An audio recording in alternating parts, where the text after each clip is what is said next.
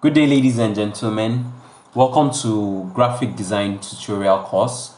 This is a short course that actually teaches how to make a few graphics, flyers, logos, etc. using the Photoshop.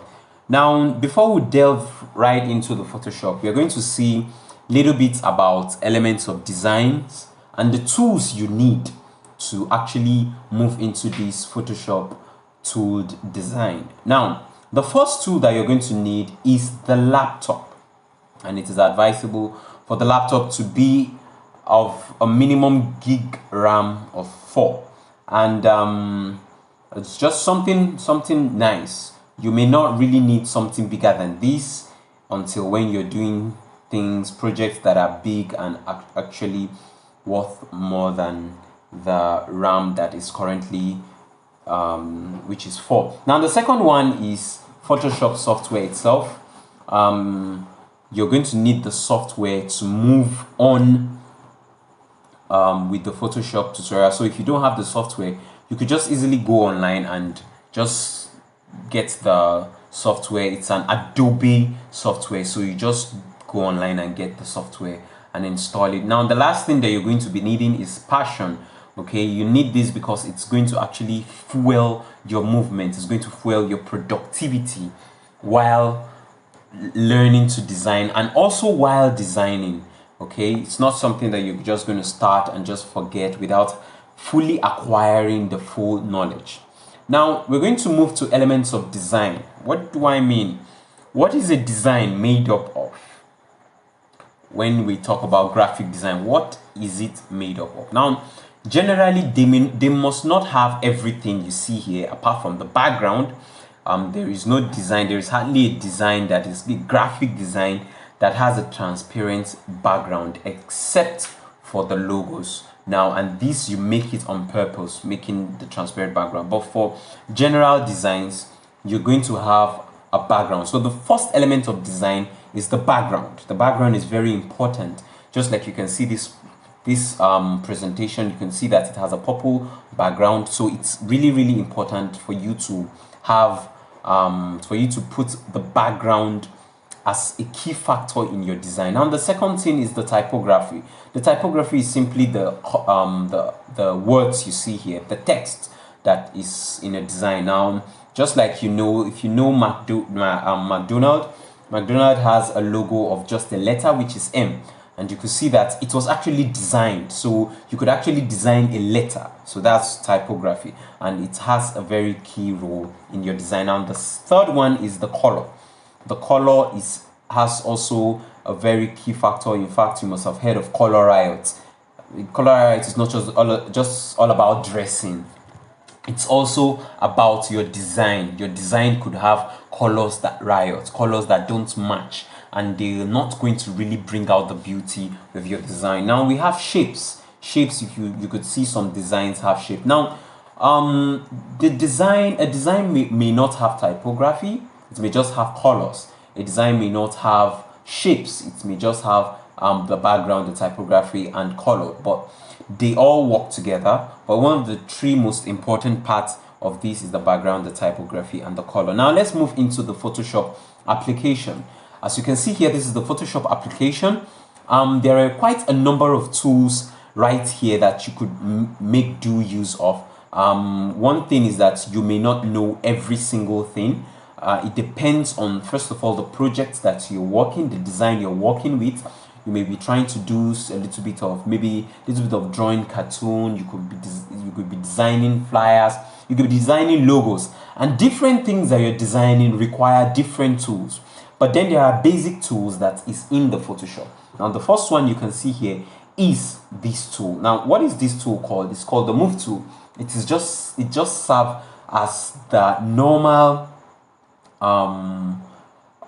arrow cursor tool that you have.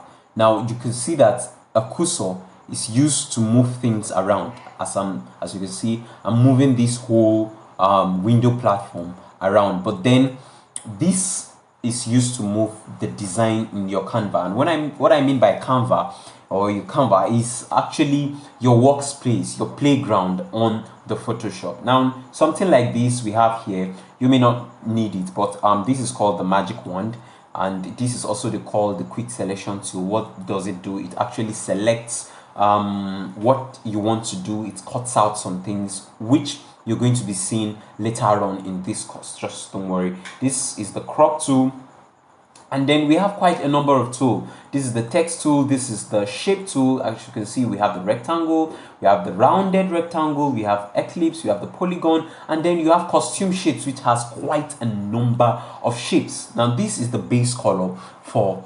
the for your design. Now moving on, we want to see how to open in that playground that we're talking about. That's, you know, that Canva, that playground we just talked about. Now, if you want to do a new project, now there are two ways you could do this. Note that in Photoshop, there are quite a lot of ways that you can achieve a particular goal, a particular target that you're doing. There's no one strict way to do things, because in Photoshop, it's a little bit dynamic. Now, first of all, you could use the normal keyboard shortcut, which is Control plus N, which is to say new. Now, when we do Control new, you're going to see a window like this. Now, this little guy here just shows how you want the design to be. If you want it rectangular, you're going to adjust the height and the width to form a rectangle. If you want it squared, you're going to adjust the height and the width to make it squared, which is, for example, as you can see here, this is square. We have width, we have height. Width 3000, height 3000 pixels. And when it comes to this particular side, you can see inches, centimeters, millimeters, whatever you choose to do your project, you could just make do of it. We have the resolution. You could actually use 150 revolution as a base start, but then when you're dealing with projects that you will love to print, you could make use of 250, 300 and above, whatever you want to use. Now we're going to hit on OK.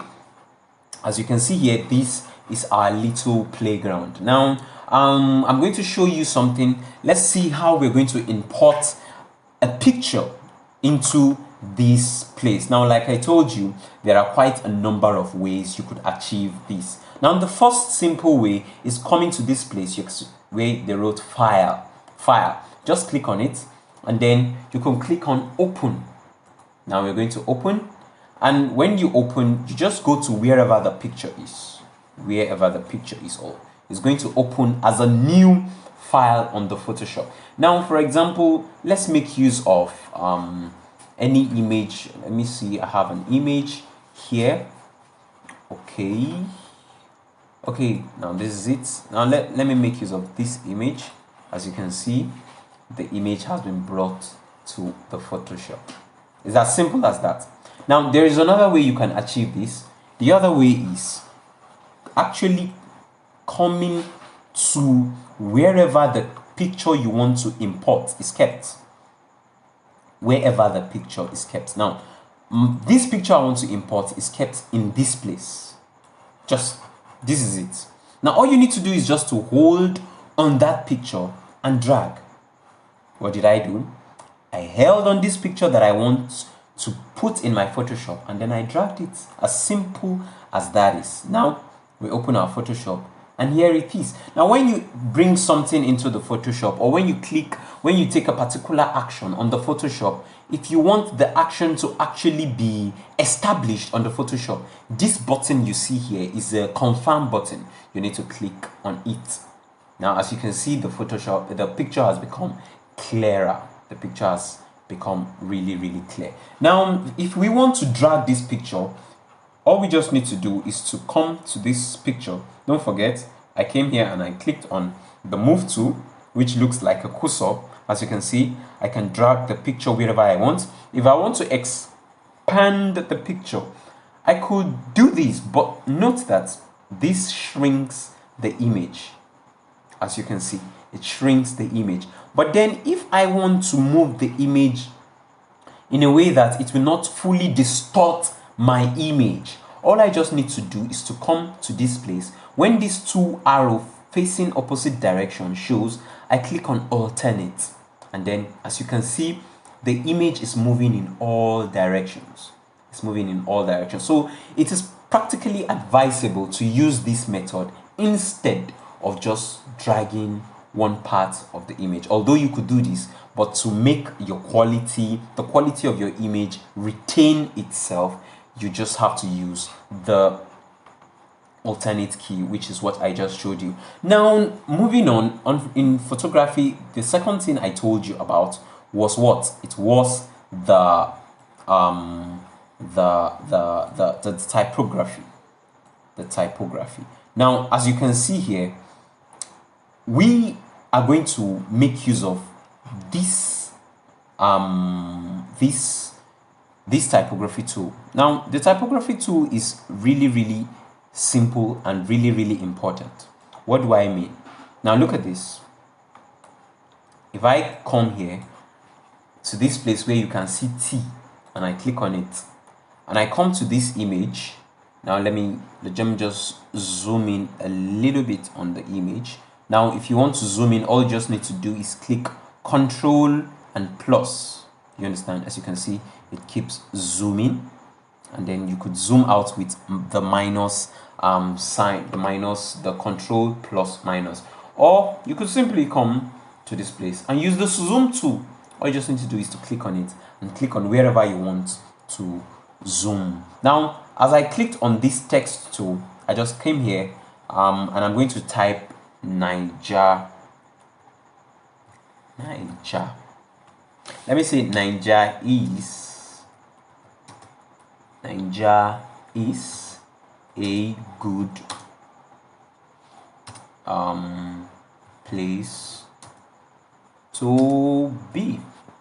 Yep, I guess Nigeria is a good place to be. If you don't believe that, one day Nigeria is going to be good. One day. It's pretty soon that we expect, but one day it's going to happen. Now, moving on.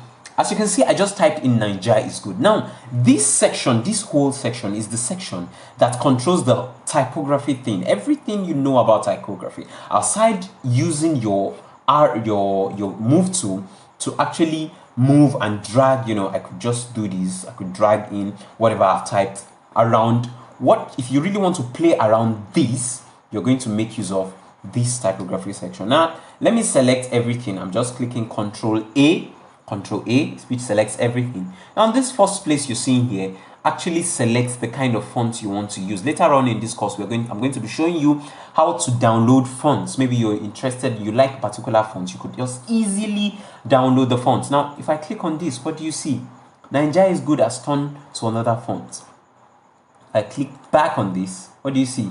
Nigeria is good has changed font. So the simple way of doing this is just the simple thing it does is just to change the font. Now, this second one you see here actually increases the size of the font. As you can see, we could come here, click 48. You see it becomes bigger, 9, it becomes smaller, and then we go back to maybe 36. It returns back to its former size. That's just it. Now, this particular tool you see here, this one where you see they put A up and then the denominator is also A. Now, what does it do? It gives the difference between this first line and the second line, as simple as that. Now look at this. Do you see that it's moving? It's moving. So that's just it. That's just simply it. It just gives the difference. Now this one actually spaces this letter, spaces everything you see here.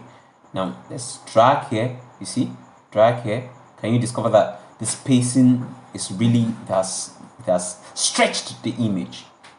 Do you see? You see? If I could shrink it and then I could really give much spacing. Now this particular one is similar to this, but this increases the space. This you see right here stretches each letter.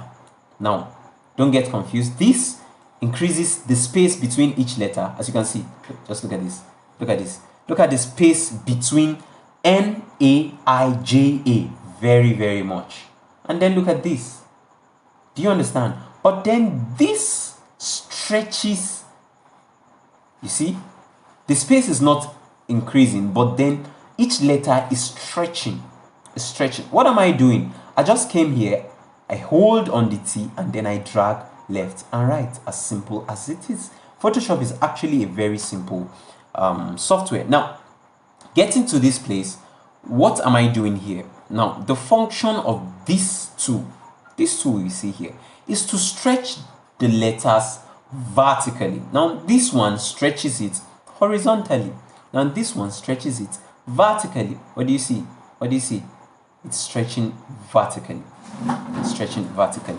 Now, to recap, this actually gives the space between this first line, this second line, and then this gives the difference in size of each letter, which means it's the font size. This is the font type, as you can see. Now, in this lower side, this is used to make your text bold. This is used to make your text italics. Now, this particular one, you see double T, is used to make your text capital letters all through. Yeah, capital letters all through. And this one is used to make your text capital letter, then small letter, which means Ninja here is going to be capital letter, then A. Now let's experiment it. And I click on this, as you can see. Now all it just does is to make it capital letter, and then if this is capital letter, then it brings it down to small letter. It makes it smaller. Now this is to make Ninja a superscript. Do you understand? What do I mean? In our secondary schools, they used to say something like raise to power this. Now all it does is to raise Ninja to this.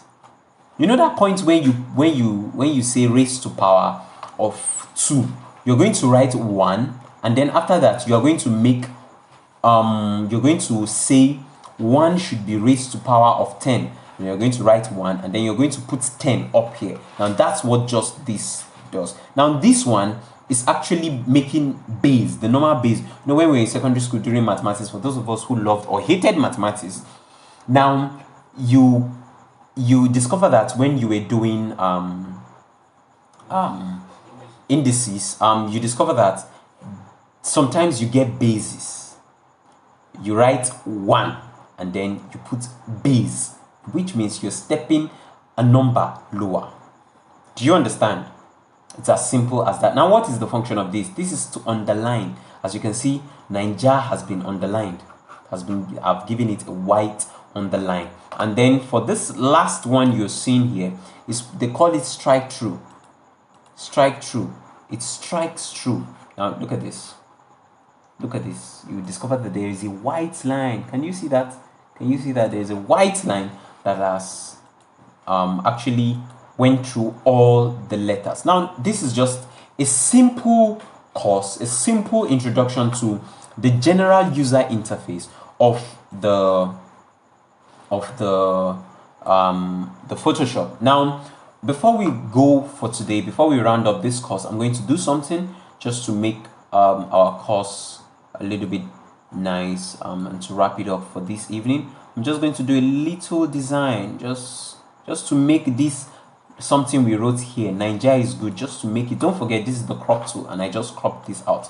Now Ninja is good. Now we want this to actually bring out a little bit of color and a little bit of flesh. Now in our next tutorial, I'm going to show you how to play around with this place, this layer, these layers. Now you could just, it's very, very important. Now let's remove this, and then let's do something like this. Let's do something like this, and then just click OK. Now in our next course, I'm going to show you everything in the next part of this. This is the first part, which is the part 1. The second one, I'm going to show you how to play around with this. Now let's make this our pink color. Let's make it black. Okay, let's make it black, and then let's put this on. Let's bring this here. Ninja is good has now been placed on this place, but as you can see, the design is not fine. It's not looking nice. We can't see this our fine celebrities behind it. Now all you just need to do is to come to this place. It's called the opacity tool, and you see we've reduced the shade of the black. Do you understand? The fill tool will reduce the feel of the black, but Then we're going to work with the opacity for now. Now you can see our celebrities behind. This is, you can see Wizkid and then the rest of them. All right, this is all for the course today. See you in the next part. Thank you very much.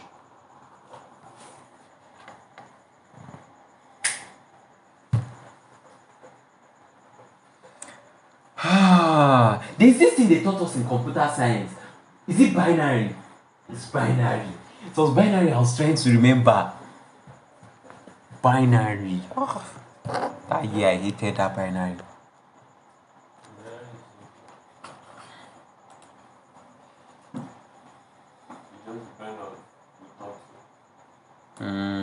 It's true. And one thing with mathematics is also the teacher. The general perception of mathematics